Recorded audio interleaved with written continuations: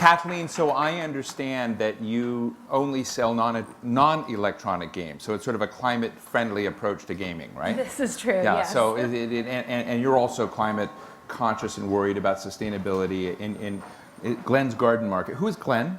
Glen was my father. Your father? He was, yes. And was he into gardens, markets? He was a grocer. I mean, I want to explain. Tell us your lineage in the garden market world. Sure. So Like it went back generations, it went right? back 100 years on both sides of the family. So I own two grocery stores called Glen's Garden Market. One's in DuPont and one's in Shaw. Right. My father was Glen Rosengarten. He founded a chain in New York called the Food Emporium. And my mom's dad founded a chain in New Jersey called Pathmark. So he founded the Food Emporium? That one. Yeah, like that, someone made a store just for you? That's seriously My a big dad. one, right. Yeah. Okay. Cool. And tell us about the connection to get back to climate-friendly groceries. Sure. So I am an environmental lawyer. I was working on Capitol Hill for 10 years on climate For who? policy for Christopher Shays from Connecticut and then for Senator Lieberman from Connecticut. In the middle, I was a litigator at the Department of Justice suing power plants for violating the Clean Air Act. But the bottom line is we couldn't pass a bill, right? We don't have a national cap on carbon. And there was no political will for progress at all. So I decided that I was going to start a business that was implicitly founded to make climate change progress. Or as we say at Glen's, we make progress one bite at a time. So the idea is that it's a regular sized grocery store. It's a space that used to be a Safeway. But everything we sell comes from the states of the Chesapeake Bay watershed. So we're minimizing transportation and refrigeration emissions. And we're developing relationships with vendors that treat their land, their animals, and their ingredients with respect. So it looks like a really beautiful grocery store, but it's very much a change agent. Where do you shop? Yeah. Whole Foods, okay. Is that an environmentally sustainable place? They do some things right. Yeah, some things right. Some not as much though. Do these kind of issues matter to you at all? I can't go in giant. I think about. You can't go in. Do we have I any try giant not to- food shoppers here? Yeah, there's one here. On So. Amazon, you don't want to get like 5 boxes in a day, and people think you're like not a Yeah. So I'm not asking you to be God, don't even facetious, say but I am Amazon. interested in this question of, you worked on Capitol Hill, which has got to be one of the most cynical and dark places in the world.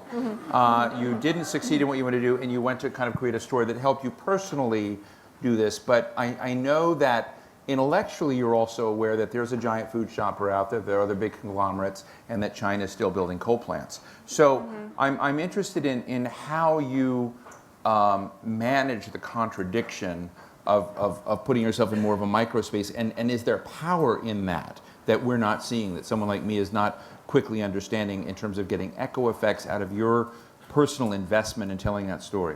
Okay, so implicitly when you build a grocery store, it's a room surrounded by refrigerators. So that's a very energy intensive proposition. So you really have to work hard at making it a net positive for the environment. So the sourcing is one way that we do it. Right. We have a no waste mandate.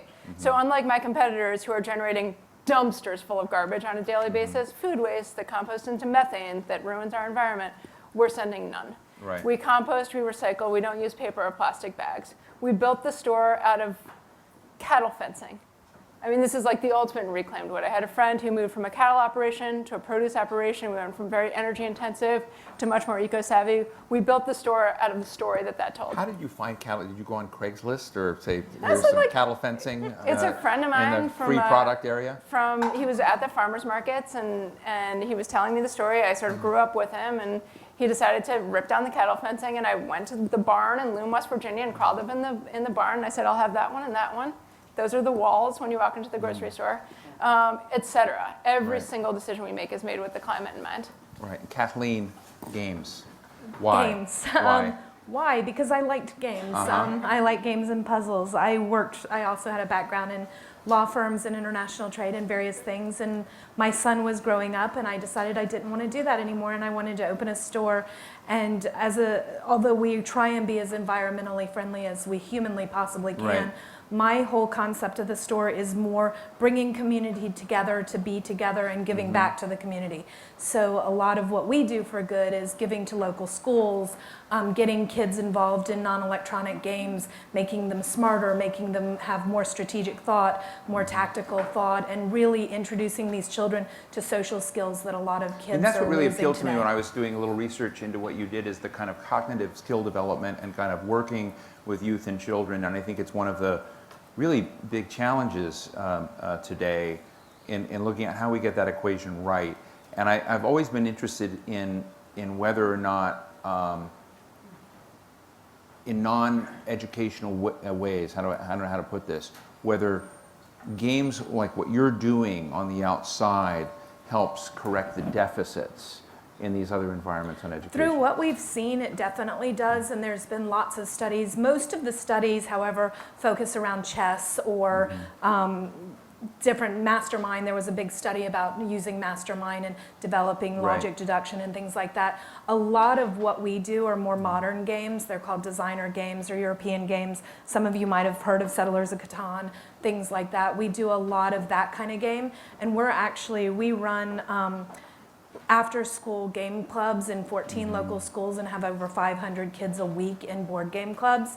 We start at 3 and go all the way up through middle school, and I've helped set up board game clubs in lots of various local high schools as well. But from everything that I've seen, and we work a lot with teachers to get games in classrooms, that's one of the big things that we do. I raise money all year long, and we give a certain portion of our profitability back to local schools, and donating games to classrooms is really what I want to focus on. The title of this session was Small Business for Good, and I know, Kathleen, in your biographical material, you said, money wasn't your animator in this, and it doesn't sound to me, though I'm not sure, I mean, food import, it doesn't sound like you need much, but, to be honest.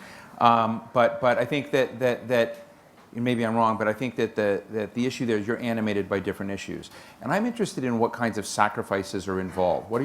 When you're trying to set up a business and you have an objective other than bottom line profit, how do you know what kind of benchmarks matter if profit isn't your animating force, even if you are trying to do good?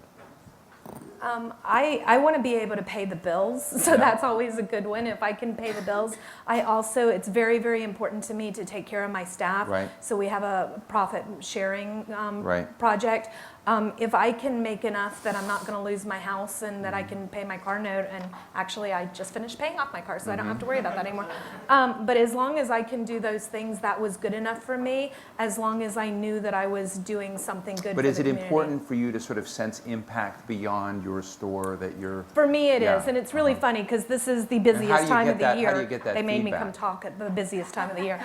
But it's really, really funny. Every November we do a huge family game night at a local school, the Capitol Hill Cluster School, and every year that kind of re-energizes me because I sit there and we have 300 families sitting there playing games, and we do math through games and trying to teach the parents how to support learning at home through fun and games. And I look around that room and we have 90 tables of people playing games, and I take film and videos and I go back and I look at it, and every year I know this is what I want to do. Right. Danielle, what's your feedback loop? So you're right, I'm not a particularly profit-motivated person. That's not interesting to me. It doesn't get me up in the morning. But my 96 employees and making sure they live You have 96 employees? 96 millennials. How are they on the affordable? With all of the feelings. So this is interesting. What matters? I mean, again, what's their data? Why are they working for you? What matters most? Is it salary or is it saving the world? It is saving the world. It is probably one of the only grocery stores you'll step into where your groceries are being bagged by somebody with a JD, and it's not always me. There are a lot of us. My staff too. I have someone with a graduate degree from MIT who makes just a little bit over minimum wage, but loves games. Yeah. Wow. I mean, the kids making your sandwiches graduated from Georgetown and GW and Howard. And what's the typical tenure of one of your employees? Some of my key senior staff has been with me since day one. Of course, that was only we're going 3.5 years, so it's not that long. But it's pretty long in retail. Does Chris Shays stop by? Chris Shays. Do any of you know Chris Shays, former Congressman Chris Shays, is a very good guy. Chris Shays stuff. I know, I'm going to move to Q&A, but I want to know about this. Yeah, Chris Shays. Does Ted Cruz stop by? Not Ted Cruz, but Maria Canwell was in last week. Oh, yeah? That was kind of neat. Yeah? And Yeah, I'm hoping to get Michelle on Who have when been she some moves of up the? street. I mean, it'd be interesting. Who have been some of the biggest fossil fuel promoters who have stopped by? Honestly, it's my favorite part. So when I was working in the Senate, my job when I was writing the climate change bill was drafting the provisions that we called the magnets, the parts that would be interesting to folks that would not otherwise support a climate change bill. Right. So I wrote the nuclear title and the offshore drilling title and the EPA preemption title, like by my hand. I wrote these like terrible things. And my favorite part is watching my ultra-conservative former Senate colleagues sit at that bar, making their progress one pint at a time, $4 at a time. But it's That's cool. great. That's it's cool. great. But can I answer the Yeah. question you asked first? Sure. You asked what's motivating. So there's only so much progress that we can make within our four walls, as you identified. Right. It's a small space with a small number of humans that pass through it. 7,000 people a week shop at our store.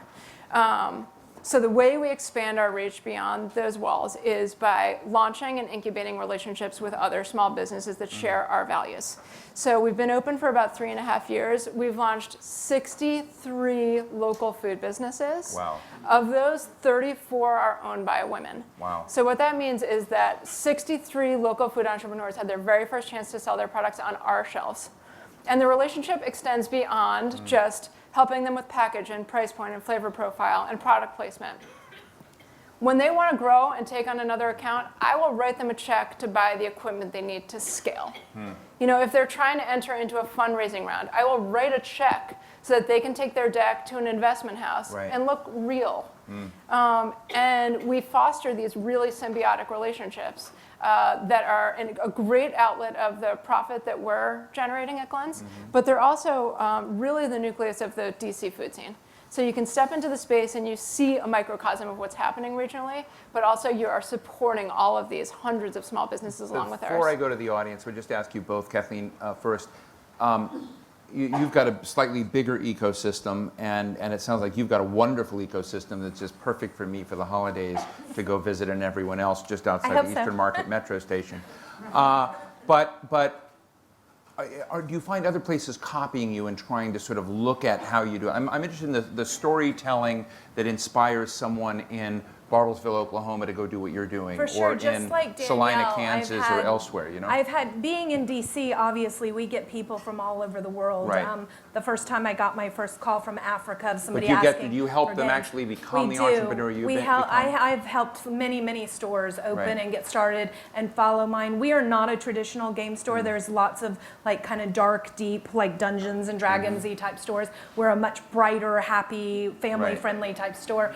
And I have helped a lot of people be able to transfer over from this non-customer centric store into a store that's completely focused on customer service. Wow, cool. And Danielle, in your world, do you find, have you bumped into other entrepreneurs like yourself that have kind of done something similar or are copying in a way, which would be a form of compliment in this case, perhaps, or are you pretty much it?